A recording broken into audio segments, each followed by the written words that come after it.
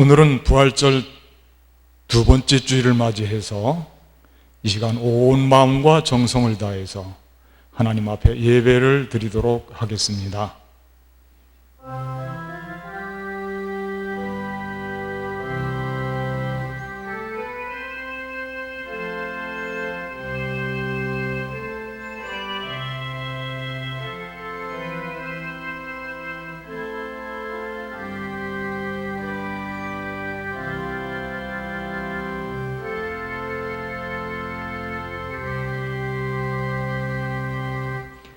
귀인들을 의지하지 말며 도울 힘이 없는 인생도 의지하지 말지니 그의 호흡이 끊어지면 흙으로 돌아가서 그날에 그의 생각이 소멸하리로다.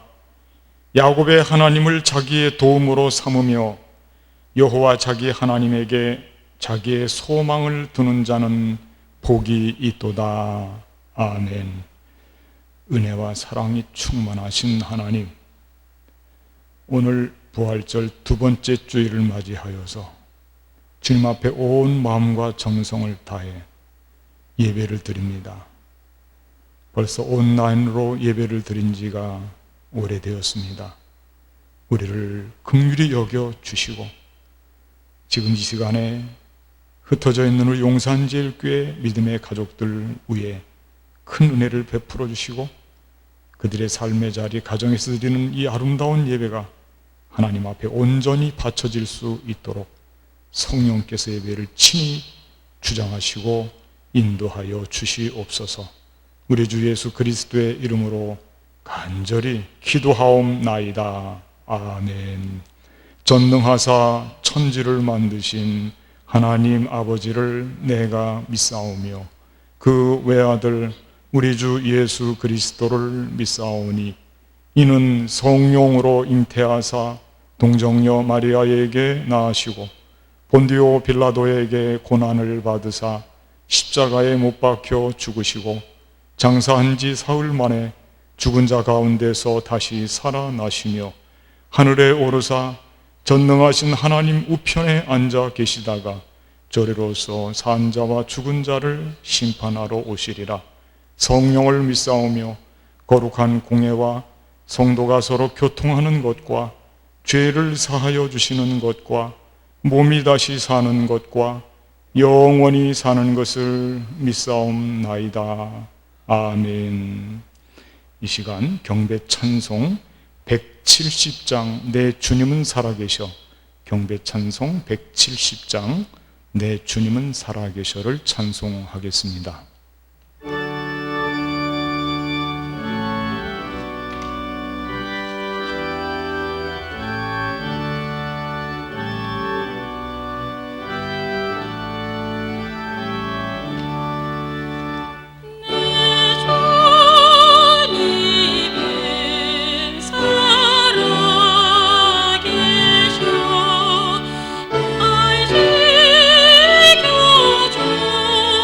주시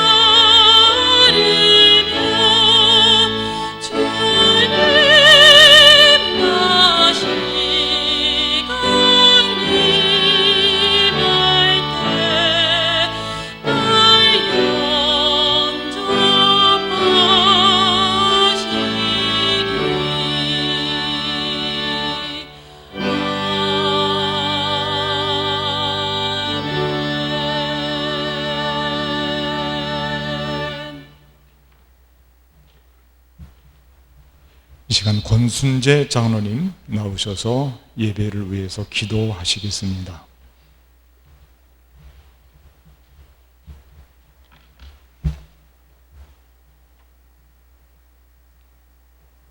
저희의 삶과 죽음을 주관하시는 주님, 어려운 시기에도 온라인을 통해 함께 주일 성수를 지키게 하여 주시니 감사를 드립니다.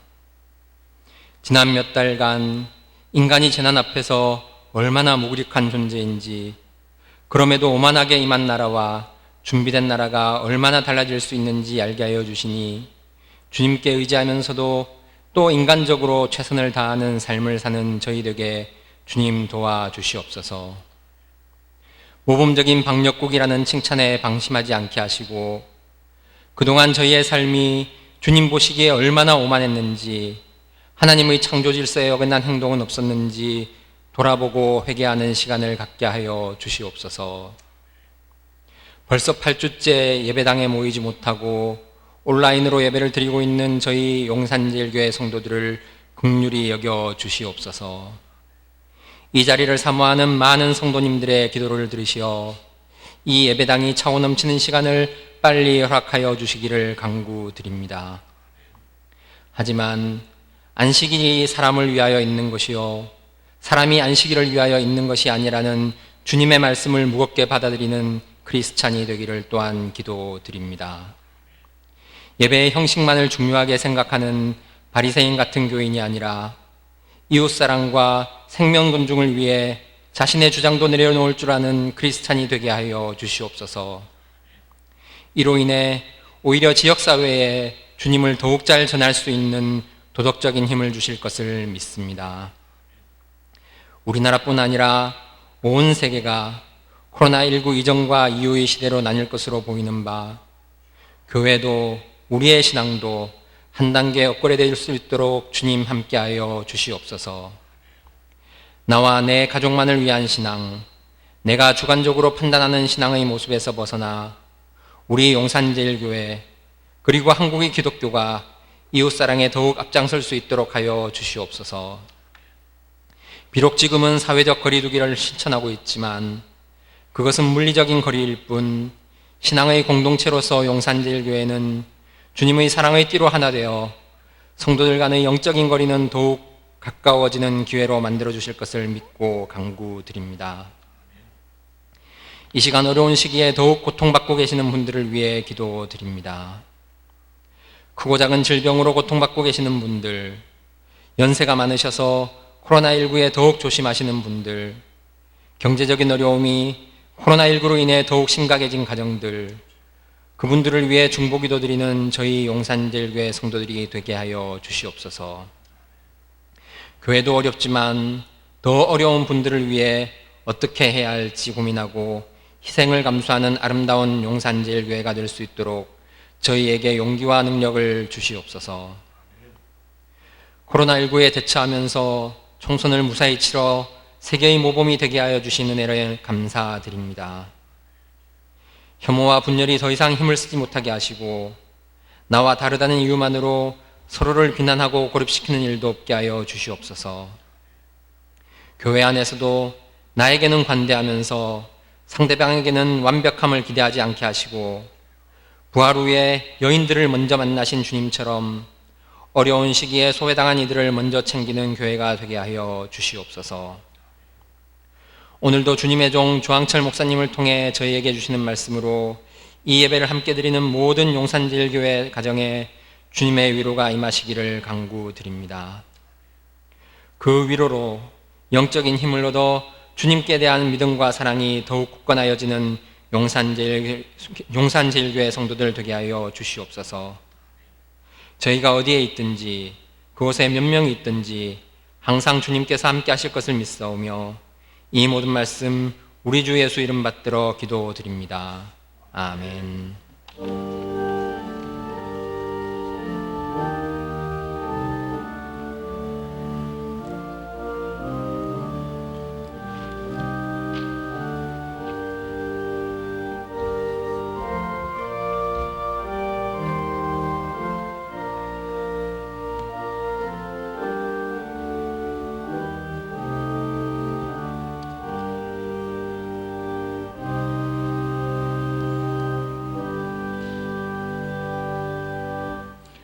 이 시간 우리에게 주시는 하나님의 말씀, 신약성경 베드로전서 1장 3절로 12절까지 말씀입니다. 신약성경 페이지수로 377페이지 베드로전서 1장 3절로 12절까지 말씀을 여러분들은 다 찾아주시고 제가 받들어서 봉독하겠습니다. 우리 주 예수 그리스도의 아버지 하나님을 찬송하리로다. 그의 많으신 긍휼대로 예수 그리스도를 죽은 자 가운데서 부활하게 하심으로 말미암아 우리를 거듭나게 하사 산 소망이 있게 하시며 썩지 않고 더럽지 않고 쇠하지 아니하는 유업을 있게 하시나니 곧 너희를 위하여 하늘에 간직한 것이라. 너희는 말세에 나타나기로 예비하신 구원을 얻기 위하여 믿음으로 말미암아 하나님의 능력으로 보호하심을 받았느니라. 그러므로 너희가 이제 여러 가지 시험으로 말미암아 잠깐 근심하게 되지 않을 수 없으나 오히려 크게 기뻐하는도다. 너희 믿음의 확실함은 불로 연단하여도 없어질 금보다 더 귀하여 예수 그리스도께서 나타나실 때에 칭찬과 영광과 존귀를 얻게 할 것이니라. 예수를 너희가 보지 못하였으나 사랑하는도다. 이제도 보지 못하나 믿고 말할 수 없는 영광스러운 즐거움으로 기뻐하니 믿음의 결국 곧 영혼의 구원을 받음이라. 이 구원에 대하여는 너희에게 임할 은혜를 예언하던 선지자들이 연구하고 부지런히 살펴서 자기 속에 계신 그리스도의 영이 그 받으실 고난과 후에 받으실 영광을 미리 증언하여 누구를 또한 또는 어떠한 때를 지시하시는지 상고하니라. 이 섬긴 바가 자기를 위한 것이 아니요 너희를 위한 것임이 계시로 알게 되었으니 이것은 하늘로부터 보내신 성령을 힘입어 복음을 전하는 자들로 이제 너희에게 알리는 것이요 천사들도 살펴보기를 원하는 것이니라. 아멘. 베드로전서는 소망의 서신이라고 합니다. 구절마다 소망으로 가득 차 있습니다. 언어들이 소망의 언어들이 많이 등장하고 있습니다.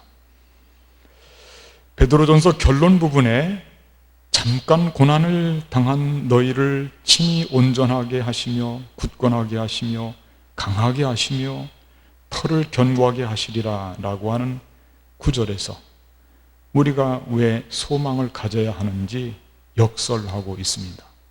잠깐 고난 당하지만 그게 끝이 아니라고 하는 것입니다. 그 뒤를 보라고 하는 것입니다. 좀 더 멀리 보라는 것입니다.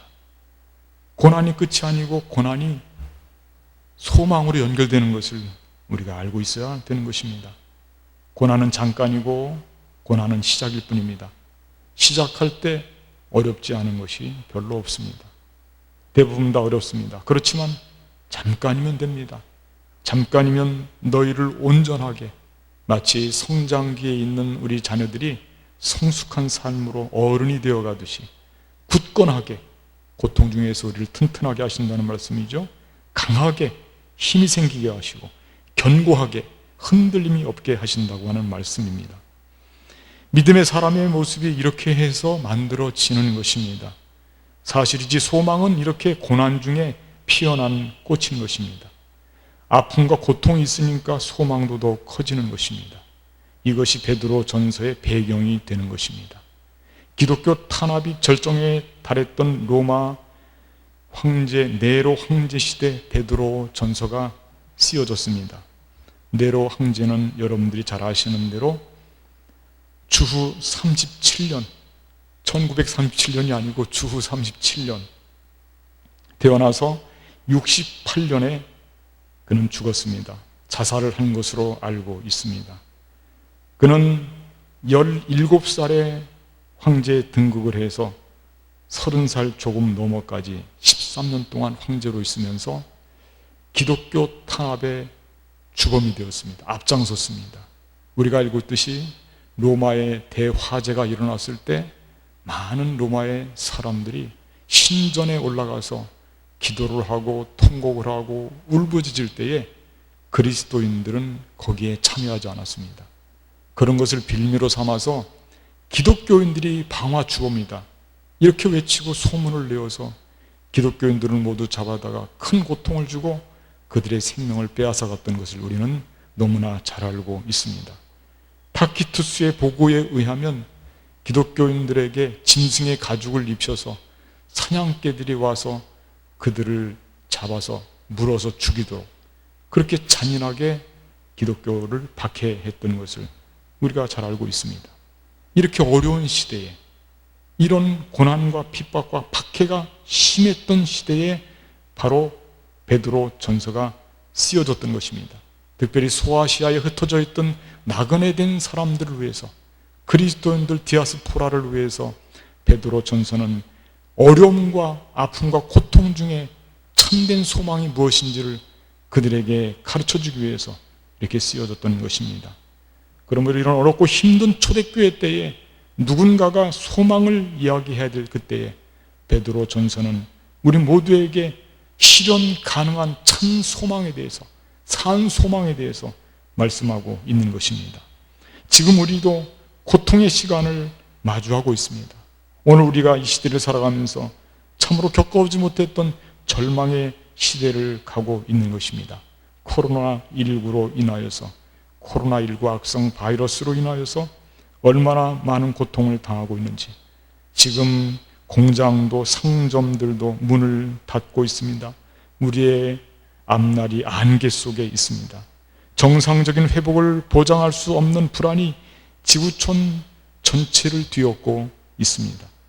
그리고 그리스도인들에게는 더욱 큰 우려와 근심이 생겼습니다. 예배에 대한 걱정입니다. 예배를 과연 계속 지속해서 드릴 수 있을 것인지. 자, 이런 때 우리 그리스도인들의 삶은 어떠해야 될까? 오늘 본문에 선포하고 있습니다. 산 소망을 가지라. 이게 우리 이런 어렵고 힘든 절망의 시대에 우리 그리스도인들에게 주는 메시지입니다. 산 소망을 가지라. 산 소망을 가지라. 멀리 있는 소망이 아니라, 이루어질 수 없는 헛된 꿈이 아니라 정말 직접적이고도 근본적이고도 시대나 상황을 초월하고 우리 마음에 굳건하게 세워져야 되는 산 소망, 그 산 소망을 가지라고 오늘 말씀에서 권면하고 있는 것입니다. 그렇다면 이 산 소망이란 무엇일까? 이렇게 고통스러운 현실 속에서도 산 소망을 가질 수 있는 근거는 무엇일까? 절망과 고통이 짓누르고 있지만 여전히 소망을 노래할 수 있는 근거, 오늘 본문을 통해서 묵상하며 함께 은혜를 나누는 시간을 갖도록 하겠습니다. 우선 첫 번째는 예수 그리스도의 부활, 예수 그리스도의 부활이 산 소망의 가장 중요한 근거가 되는 것입니다. 예수님의 부활을 통해서 어떠한 절망도 이길 수 있는 새 힘을 덧입게 되는 것입니다. 오늘 본문은 이렇게 시작되고 있습니다. 우리 주 예수 그리스도의 아버지 하나님을 찬송하리로다. 그의 많으신 긍휼대로 예수 그리스도를 죽은 자 가운데서 부활하게 하심으로 말미암아 우리를 거듭나게 하사 산 소망이 있게 하시며, 그렇게 말씀하고 있습니다. 산 소망이 있게 하신다. 예수 그리스도의 부활은 최고의 희망의 소식입니다. 사람이 죽는다. 죽지 않을 사람이 없다. 한 번 죽는 것은 정한 것이다. 그러므로 생명이 죽음으로 가는 현실이 인간을 압도적으로 지배해왔다. 우리는 이런 틀 안에 갇혀져 있었던 것입니다. 그래서 모든 인간은 죽음이라고 하는 최고의 절망 앞에 놓여있는 참으로 절망적인 존재일 수밖에 없음을 우리는 잘 알고 있습니다. 그리고 인류는 아무도 이 명제를 꺾지 못했습니다. 그러나 하나님의 아들 예수님은 달랐습니다. 예수님은 이 절망을 꺾고 사망 권세를 이기시고 부활하셨던 것입니다. 부활의 첫 열매가 되셔서 이 부활의 첫 열매로 우리 모두에게 부활을 꿈꿀 수 있도록, 그렇게 예수님은 십자가에서 죽음으로 끝난 것이 아니라 부활하신 것입니다. 그리고 부활은 모든 절망을 깨뜨리는 절대 희망이 되는 것입니다. 오늘 본문의 말씀은 하나님께서, 긍휼에 풍성하신 하나님께서 예수님을 죽은 자 가운데서 살리셨다고 선포하고 있습니다. 예수 그리스도를 죽은 자 가운데서 부활하게 하심으로 말미암아 우리가 그 소망을 갖게 되었다고 말씀하고 있는 것입니다. 그러므로 부활 앞에서는 그 어떤 경우에도 절망의 상황이 될 수 없습니다. 오늘날과 같은 코로나19로 인한 절망의 상황도 부활 앞에서는 절망이 아닙니다. 사실 사람이 죽고 끝난다고 생각했을 때 얼마나 우리 모두의 인생은 절망스러울까요? 그러나 우리 예수님께서, 하나님 아버지께서 예수님을 살리셨음으로 말미암아 우리는 죽음으로 가지 않고 삶으로 간다고 하는 최고의 절망인 사망 권세가 우리를 이기지 못하고, 우리는 그 권세를 이기고 깨뜨리시고 마침내 부활하신 생명의 부활이신 예수 그리스도, 그분을 바라볼 때 어떠한 절망도 우리를 사로잡을 수가 없습니다. 예수님의 부활로 인하여서 우리는 어떠한 어려움도 견뎌낼 수가 있습니다. 어떠한 절망이 우리를 엄습한다 할지라도 우리는 부활 신앙을 간직함으로써 이겨낼 수가 있는 것입니다. 그러므로 예수 그리스도의 부활이야말로 모든 시대를 살아가는 사람들의 가장 근본적인 소망의 근거가 된다고 하는 것입니다. 두 번째로 살펴볼 것은, 이 시대, 이 어려운 시대에 소망을 가져야 되는 이유는 하나님 나라의 유업이 있기 때문에 가능한 것입니다. 하나님 나라의 유업, 그것이야말로 모든 소망의 근거가 되는 것입니다.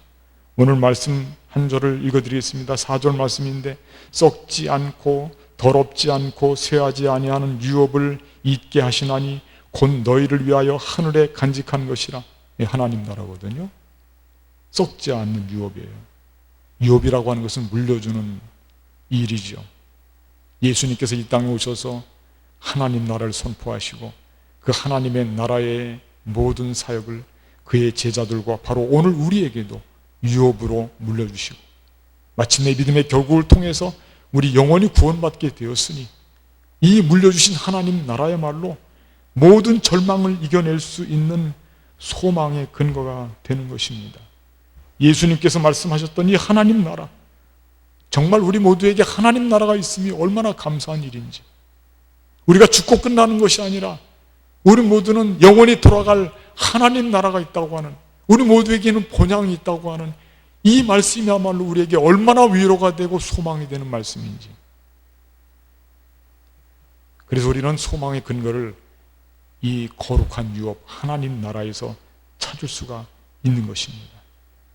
오늘 베드로전서는 처음 시작할 때 그러므로 하나님 나라를 꿈꾸는 사람들을 특징적으로 소개하고 있습니다. 그들을 뭐라고 기록하고 있냐면 나그네라고 기록하고 있습니다. 히브리서 기자는 본향을 찾는 사람들이라고 기록하고 있습니다. 우리는 하나님 나라를 향해서 달려가는, 또 우리에게 주어진 삶을 하나님의 영광을 위해서 살면서 마침내 하나님 나라를 꿈꾸는 순례자들이 바로 우리가 되는 것입니다. 우리 모두에게는 이와 같이 하나님 나라가 있습니다. 영원히 살 곳이 있는 것이죠. 영원한 하나님 나라를 바라보는 우리야말로 얼마나 소망에 가득 찬 사람들이겠습니까? 만약 우리 삶 속에서 하나님 나라가 없다면 그 사람이야말로 최고의 절망적인 사람이 아닐까요? 이 세상 사는 것으로 모든 삶이 끝난다고 생각한다면 그 사람이야말로 가장 허무한 사람 중에 하나가 아닐까요? 그 허무함을 극복하고 이길 수 있는 유일한 방법, 그것은 바로 하나님께서 우리에게 예수 그리스도를 통해서 선포하도록 허락하신 그 영원한 유업, 신령하고 썩지 않는 하나님 나라의 유업, 그게 우리 모두에게 있기 때문에 바로 그 하나님 나라를 통해서 우리는 소망을 가질 수가 있다고 하는 것입니다. 좀 더 구체적으로 말씀드리면 하나님 나라의 가치를 우리 마음속에 담음으로 말미암아 우리는 절망으로 가지 않고 소망으로 달려갈 수 있게 된다고 하는 것입니다. 그러므로 이 땅에 살면서 우리가 꼭 기억해야 될 것은 우리가 나그네라고 하는 것을 기억해야 됩니다. 천년 만년 이 땅에 살고 끝나는 것이 아닙니다. 이 땅은 잠시 잠깐 나그네로 왔다가 지나가는 곳이라고 하는 것을 기억해야 된다고 하는 것입니다. 이것은 현실 도피적인 생각이 아닌 것입니다. 이것은 현실을 직시하는 신앙의 고백이 되는 것입니다. 우리의 영원한 처소, 그것은 바로 하나님 나라, 또 이 땅에 살면서 우리가 이루어야 되는 영원한 가치, 그것은 하나님 나라의 가치가 되는 것입니다.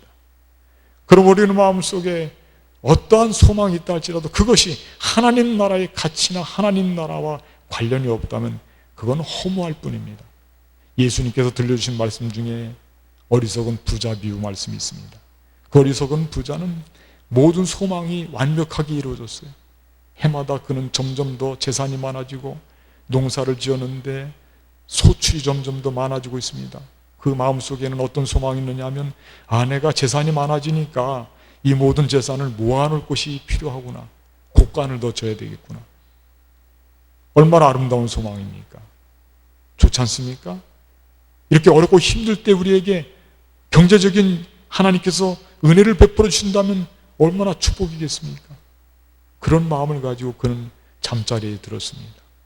그러나 안타깝게도 그에게는 하나님께 대한 부요가 없었고 자기 육신을 위한 부요만 생각하고 육신을 위한 소망만이 그에게는 가득 차 있었습니다.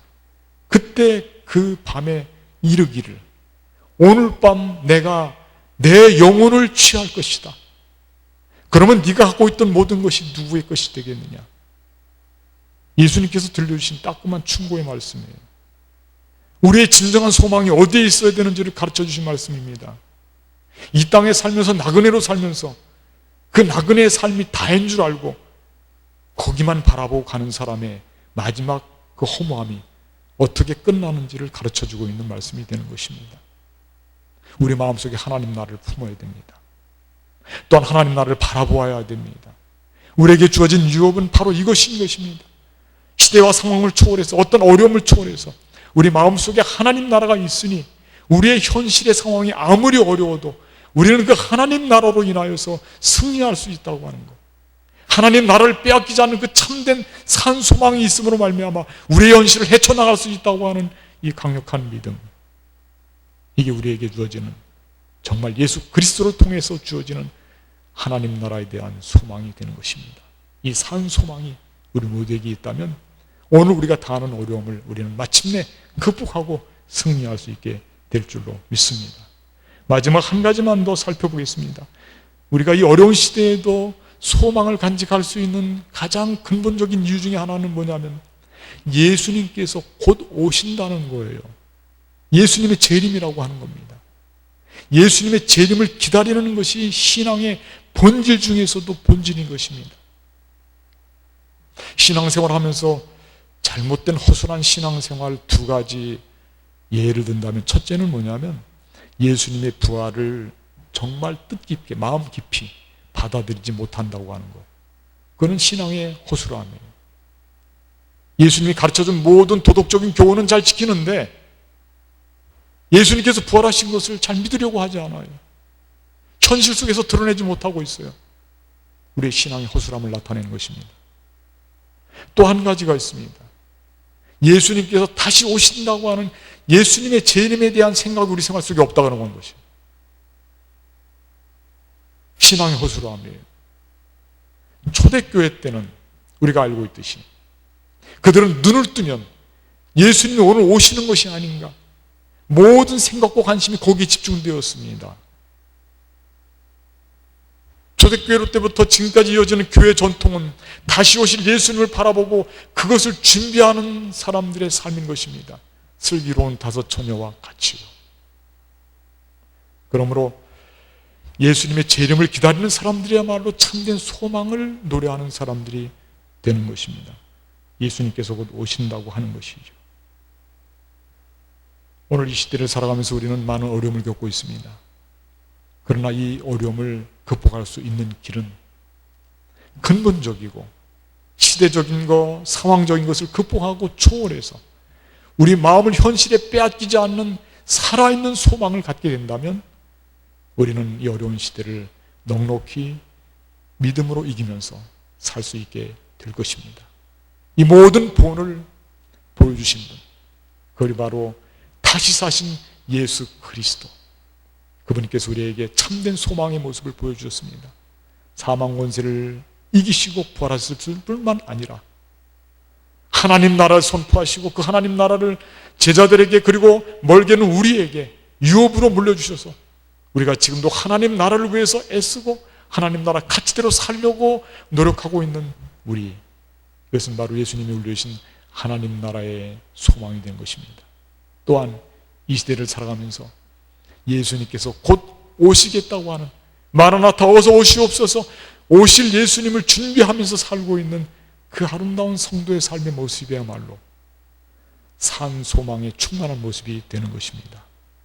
어렵고 힘든 이 시대를 살아가시면서 부활절기에 우리 마음속에 꼭 담아야 되는 것은 부활하신 예수님을 통해서 우리에게 주시는 이 산 소망 놓치지 마시고 이 산 소망이 우리 마음속에 가득 충만하게 채워져서 상황적인 모든 어려움을 꿰뚫고 나가줘서 마침내 믿음으로 승리하시고 소망이 우리 생활 속에서 그대로 삶의 현실이 되는 저와 여러분의 삶이 되기를 주님의 이름으로 간절히 축원을 드리겠습니다. 기도하시겠습니다. 감사하신 하나님 아버지, 오늘 말씀을 통해서 이 어렵고 힘든 시대에 산 소망을 예수 그리스도의 부활과 그분의 유업 하나님 나라와 그분의 다시 오심을 마음속에 고백하며 기다리는 우리를 통해서 이 어려움을 이기게 하시니 진심으로 감사를 드립니다. 주님이 절망의 시대에 굴하지 않게 하시고 우리 그리스도인들, 우리 용산제일교회 믿음의 식구들 어디에서 무엇을 하든지 정말 인내 속에 소망을 가지고 마침내 승리하는 우리 모두의 삶이 되게 하여 주시옵소서. 우리 주 예수 그리스도의 이름으로 간절히 기도하옵나이다. 아멘. 이 시간 주신 말씀 생각하면서 찬송가 325장 예수가 함께 계시니 이 찬송을 부르시면서 준비하신 헌금을 하시고, 헌금은 가급적이면 온라인으로 드려주시기를 바라고, 또 온라인으로 드리지 못하는 분들은 교회에 나오실 때에 한꺼번에 모아서 드릴 수 있게 되기를 바라겠습니다. 찬송가 325장 예수가 함께 계시니 찬송하겠습니다.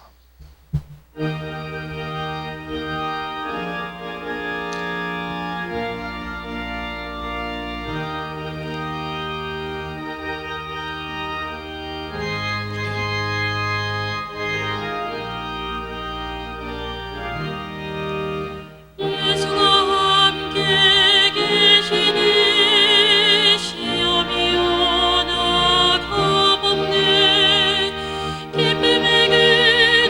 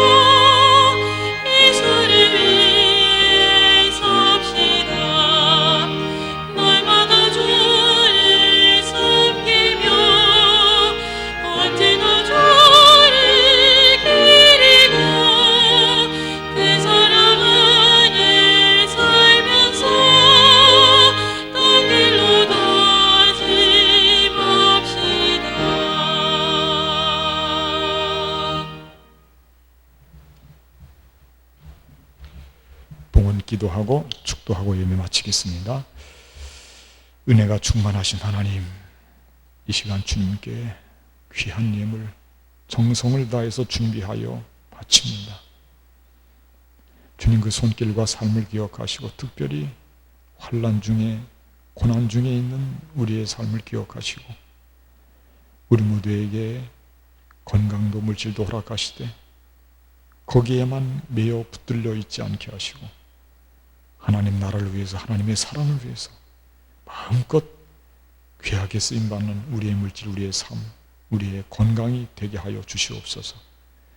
봉사하는 손길들, 해외에 나가 있는 주의 자녀들, 군문에 속한 아들들, 코로나19로 인하여서 현장에서 참으로 지금도 헌신적으로 수고하고 봉사하는 모든 손길들, 또한 몸의 불편함과 여러 가지 질병으로 고통받는 주의 자녀들 모두를 기억해 주시고 저들에게도 강건함을 덧입혀 주시고 하나님을 바라보고 십자가를 바라보고 승리할 수 있는 귀한 믿음도 덧입혀 주시옵소서.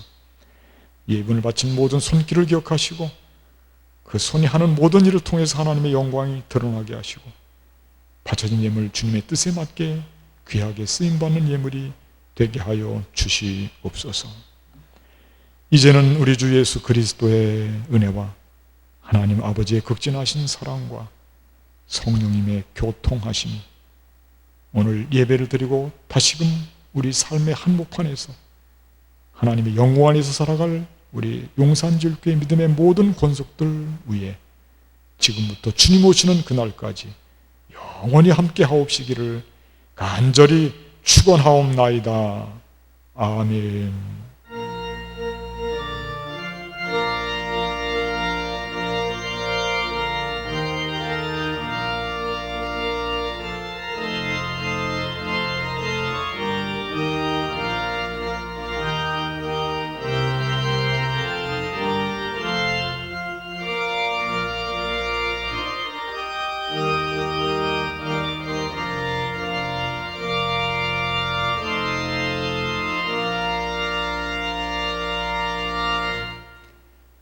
이상으로 예배를 마쳤습니다. 부활 생명 되시는 예수 그리스도를 바라보시고 소망 가운데 승리하는 삶으로 나아가시는 우리 용산제일교회 모든 성도님들 되시기를 부탁을 드리겠습니다. 승리하십시오.